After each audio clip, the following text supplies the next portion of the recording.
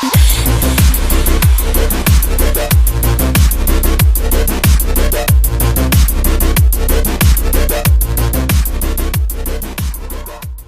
Cosplay Superfan Tori here, and I'm with Josh O, and I work at Best Anime Shop. What is your booth? Well, basically, we sell all the new hot anime stuff. We're looking for basically the newer stuff or the stuff that, everyone's looking for. Such as t-shirts and what else? Let's see. T-shirts, we have wall scrolls, figures, plush, blind boxes, keychains, headbands.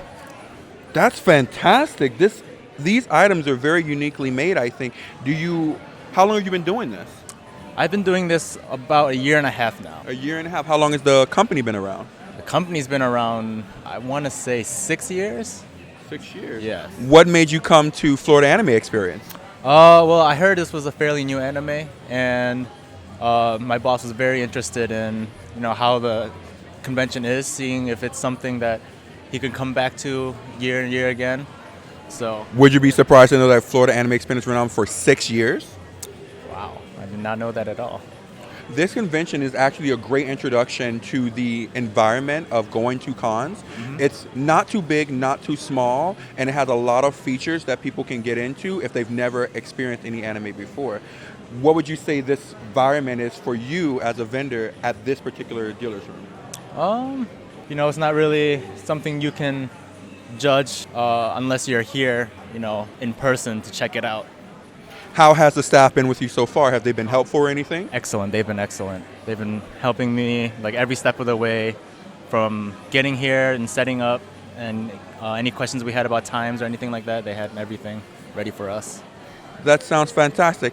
I see you have a lot of anime, sci-fi, and video game equipment here. Oh my God, I just saw this shirt. This girl has this shirt. It's fantastic. I'm probably going to have to buy that afterwards. What would be your favorite anime?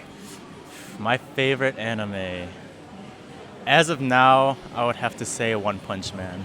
One Punch Man, are you serious? Like, he's not even a hero. He just hits people one fucking time, bro, and they're dead. That's not cool. That's amazing. How is that cool? That's amazing. That doesn't seem like a challenge. How is that a challenge, bro?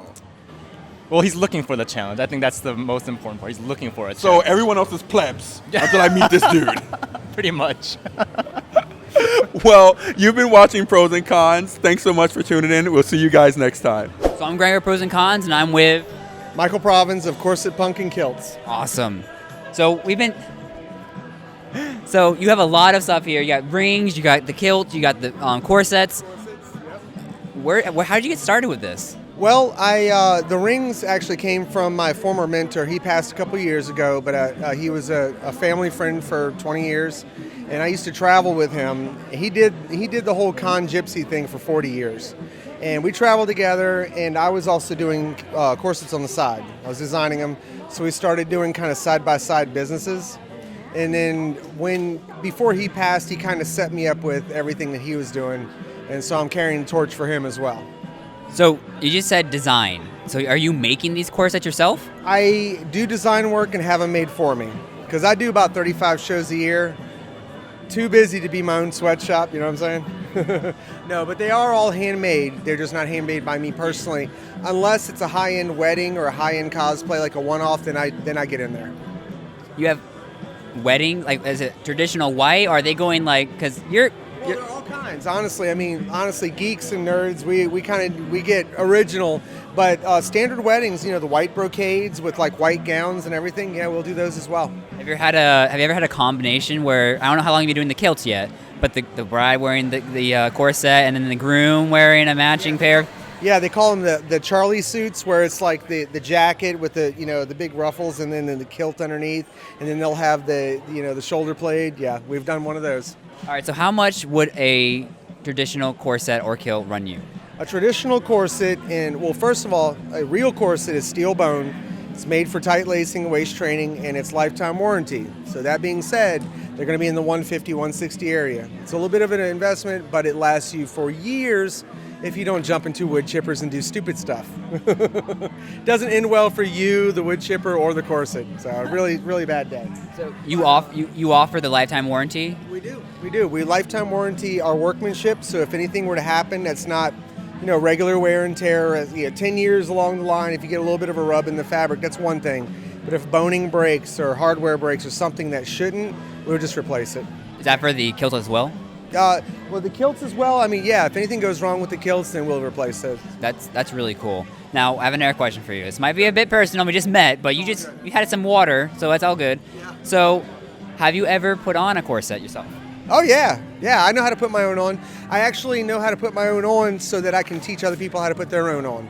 Because I teach significant others and partners how to put them on each other, but then there's a lot of people that are like, well, I want to put them on myself so I can corset train, so I have to know as well as be able to teach them. And not only that, but a hidden benefit of corseting is that it helps your lower back. So in long car rides, there's a corset, like a corset belt, that I'll sometimes wear. It really helps. I should have came to you before going on my trip to Japan, because that airplane flight, man, I could have used. Brutal. Yeah, brutal. Airplane flights are the worst, and plus they're getting stacked more and more closely. Yeah, exactly. Some of the we actually have corsets made specifically for men for the V shape, and we have corset belts which are unisex. They can go either way.